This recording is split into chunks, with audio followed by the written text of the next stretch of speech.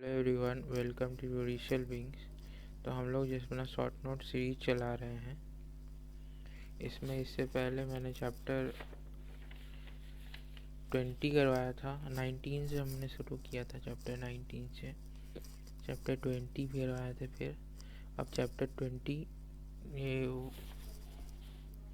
हाँ चैप्टर 22 हम लोग करवाएंगे आज।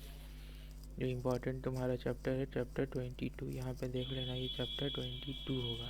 12 लिखा गया था गलती से। चैप्टर 22 होगा, समरी ट्रायल से जो डील करता है, ठीक ना। तो आज हम लोग समरी ट्रायल वाला पार्ट कवर करेंगे। सामने प्लीज़ बेयर एक्ट अपने खोल के रखना, क्योंकि जल्दी जल्दी अगर हो पाएगा तो बेयर एक्ट से ही हो पाएगा।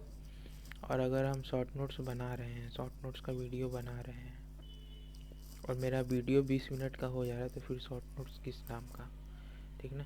तो वीडियो एकदम शॉर्ट में रहेगा ये, और शॉर्ट में सारा कॉन्सेप्ट क्लियर करते जाना है कि आपको लास्ट में रिवीजन करने में भी ज़्यादा टाइम नहीं देना पड़े, ठीक है। तो इसमें हम लोग सेक्शन जो शुरू करेंगे, सेक्शन ये तो पहले चैप्टर 22 है, याद यहाँ से मार्क कर लेना अपना। समरी ट्रायल,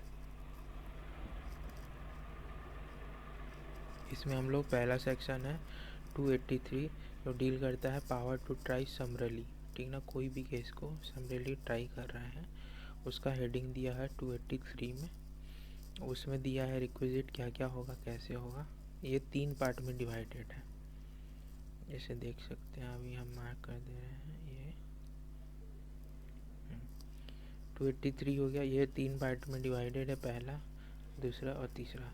पहले पार्ट में दिया है कौन करेगा, क्या क्या ऑफेंसेस होंगे। दूसरा में दिया है कि क्या लिमिट होगा करने का ईयर्स वाइज। और फोर्थ है तुम्हारा कि अगर नहीं होता है समरी ट्रायल तो क्या होगा। यही तुम्हारा 3 पार्ट में डिवाइडेड है 283। पहला पार्ट है तो भाई कौन करेगा समरी ट्रायल, तो या तो तुम्हारा सीजीएम करेगा, जेएम फर्स्ट क्लास करेगा, मतलब सीजीएम करेगा, या judicial magistrate JMFC first class. यही 2 लोग समरी ट्रायल कर सकते हैं और किसी का पावर नहीं है करने का, ठीक है। क्वेश्चन हम नेक्स्ट पे आ जाओ। केसेस कौन कौन से हैं जिनका समरी ट्रायल होगा, ठीक है ना।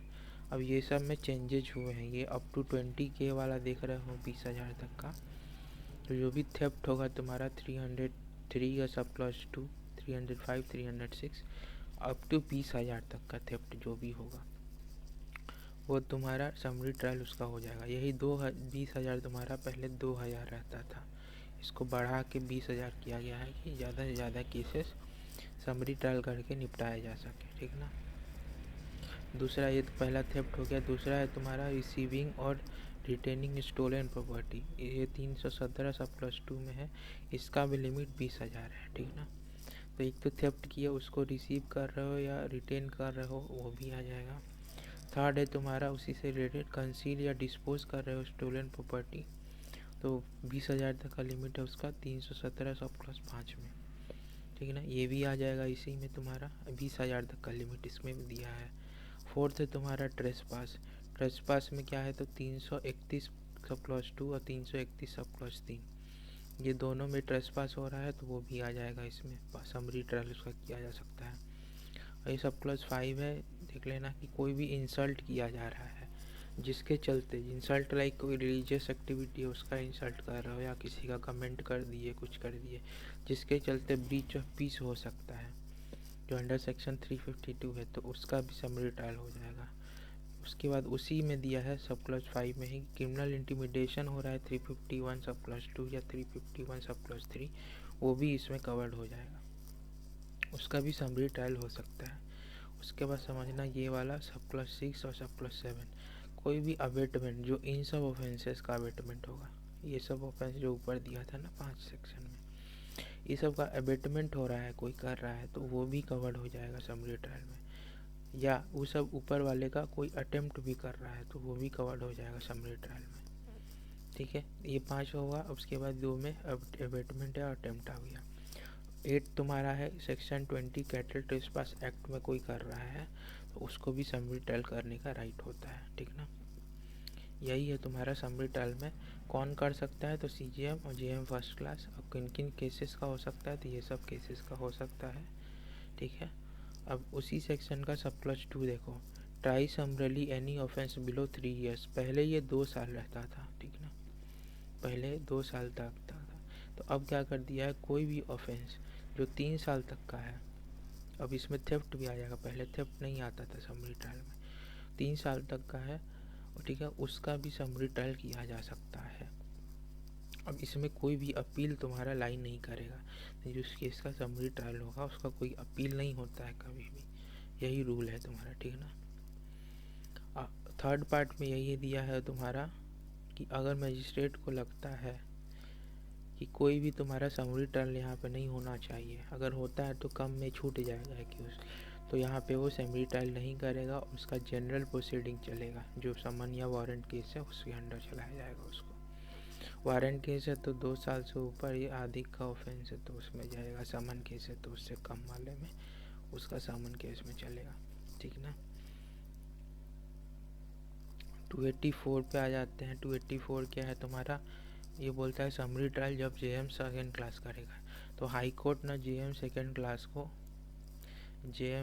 क्लास को एम्पावर कर देता है किस केसेस में, जिसमें बस फाइन हो या 6 मंथ का इम्प्रिजनमेंट हो। उस तरीके का अगर ऑफेंस है जिसमें बस फाइन हो या जिसमें बस 6 मंथ का इम्प्रिजनमेंट उतना ही तक का हो, उसका वो अपना समरी ट्रायल करने का पावर जेएमएससी को कौन देता है, हाई कोर्ट दे सकता है, ठीक है, कि तुम अपना वहाँ पे समरी ट्रायल उस टाइप का केसेस जिसमें बस फाइन हो या सेकेंड 6 महीने तक का इम्प्रिजनमेंट हो, तो आप उसमें समरी ट्रायल कर सकते हैं, लेकिन ये पावर हाई कोर्ट देगा जेएमएससी को, ये लोग के पास इनहेरेंट पावर नहीं होता है, ये हाई कोर्ट इनको पावर देगा, ठीक ना। क्वेश्चन नंबर 285 पे आता, प्रोसीजर क्या होगा समरी ट्रायल कर रहे हो, तो प्रोसीजर वही होगा जो समन केस का प्रोसीजर होता है, ठीक ना। समन केस के लिए अब पढ़ना पड़ेगा तुम्हारा समन केस, इसको भी हम करा दिए हैं समन केस वाला, इसके पहले वाले शॉर्ट नोट्स में आप वीडियो में देखोगे तो सबसे पहले मैंने समन केस का ही करवाया था, ठीक ना। Procedure of summon case will be follow, ठीक ना। उसके बाद थर्ड पार्ट इसका है, सेकेंड पार्ट, कि कितना तक का इम्प्रिजनमेंट समन के ये समरी ट्रायल में दिया जाता है, 3 मंथ तक का, उससे ज़्यादा का इम्प्रिजनमेंट का अलाउ ही नहीं है, ठीक ना। 3 मंथ तक का ही इम्प्रिजनमेंट दिया जाता है समरी ट्रायल में, यही है तुम्हारा 285 में। 287 में आ जाओगे, जजमेंट दिया है, तो जजमेंट कैसा होगा तुम्हारा, सारा रीजनिंग दे के अपना उनको रिकॉर्ड में मेंशन करना पड़ेगा, किस आप ग्राउंड पे या किस एविडेंस के बेसिस पे इस कंक्लूजन पे पहुँचे हो, रीजन जजमेंट होना चाहिए, यही है। 288 है कि language of the court, language of record and judgment, language code वही होगा जो कोर्ट का लैंग्वेज होता है, जिस कोर्ट में ट्राई कर रहे हो उसका जो लैंग्वेज है नॉर्मली उसी को फॉलो किया जाता है।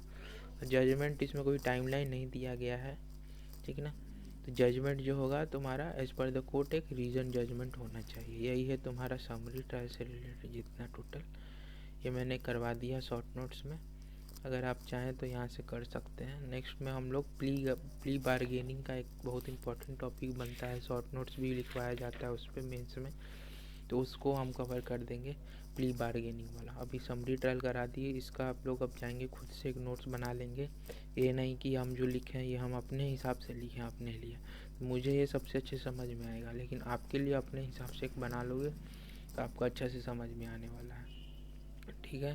Thank you for watching this video, kindly like share and subscribe, दोस्तों में प्लीज़ शेयर कर दो क्योंकि सबका हेल्प हो जाएगा समझने में। Thank you.